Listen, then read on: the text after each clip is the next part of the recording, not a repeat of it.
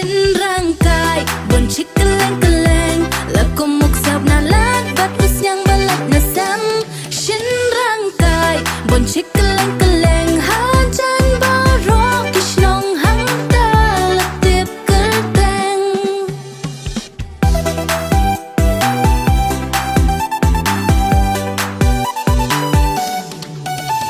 A few moments later.